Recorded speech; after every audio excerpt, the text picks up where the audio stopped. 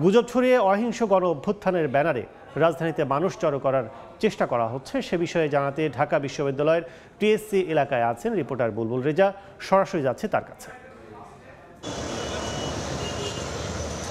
রোববার রাত থেকেই ঢাকা বিশ্ববিদ্যালয় এবং শাহবাগ এলাকায় মাইক্রোবাস এবং বাস এবং ট্রাক পিকআপ ভ্যানে করে অনেক লোক জড়ো করা হচ্ছিল খবর কিন্তু পাওয়া গিয়েছিল। তারপর পরই কিন্তু এখানে ঢাকা বিশ্ববিদ্যালয়ে যারা শিক্ষার্থী রয়েছেন এবং আইনশৃঙ্খলা বাহিনীর সদস্য রয়েছেন তারা এই ক্যাম্পাসে ছুটে আসেন এবং তারা এই সত্যতা দেখতে পান যে অনেকেই মাইক্রোতে করে, অনেকে বাসে করে এবং পিকআপে করে জড়ো হচ্ছেন এবং তাদের এই জড়ো হওয়ার কারণ কি সেটি তারা জানতে চেয়েছেন। তারা যেটি বলেছেন যে একটি এনজিও বিনা সুদে 1 লাখ টাকা পর্যন্ত, কেউ কেউ বলেছেন 5 লাখ টাকা পর্যন্ত সুদ দিবেন এটি জানানো হয়েছে এবং সে কারণেই তাদেরকে বলা হয়েছে ঢাকায় যেতে হবে, ঢাকায় গিয়ে ঢাকা বিশ্ববিদ্যালয় এবং শাহবাগ এলাকায় জড়ো হতে হবে, তাহলেই সেই সুদ অর্থাৎ বিনা সুদে যে টাকা 1 লাখ থেকে 5 লাখ টাকা সেটি পাওয়া যাবে।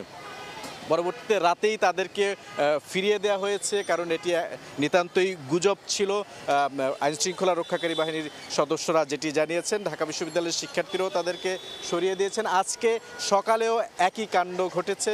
আজকে সকালেও কয়েকটি বাসে এবং মাইক্রোতে করে অনেকেই এখানে এসেছেন এবং তারা একই কথা বলেছেন যে বাংলাদেশ থেকে যে সমস্ত তাদেরকে বলা হয়েছে যে সমস্ত টাকা পাচার হয়েছে বিদেশে, সেই লুণ্ঠিত টাকা দেশে আনা হয়েছে এবং সেই টাকাই বিনা সুদে লোন দেওয়া হচ্ছে গরিব মানুষদেরকে এবং সে কারণেই তাদেরকে আনা হচ্ছে। তবে আইনশৃঙ্খলা বাহিনীর সূত্র বলছে যে একটি অস্থিতিশীল এবং শিক্ষার্থীদের সঙ্গে কথা বলে আমরা যতটুকু জানতে পেরেছি অস্থিতিশীল একটি পরিবেশ তৈরি করার জন্যই কিন্তু এই ঘটনা ঘটিয়েছে একটি গোষ্ঠী বা চক্র।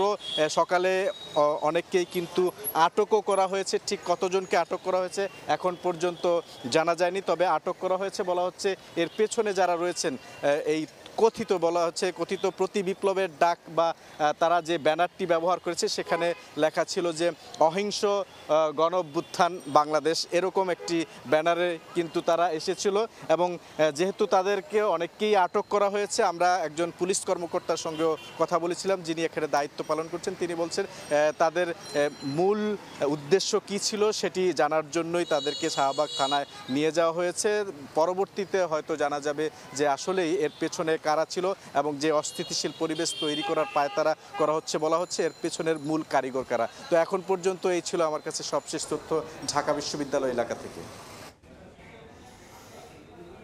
চলমান পরিস্থিতি জানতে এতক্ষণ সরাসরি ছিলাম ঢাকা বিশ্ববিদ্যালয়ে।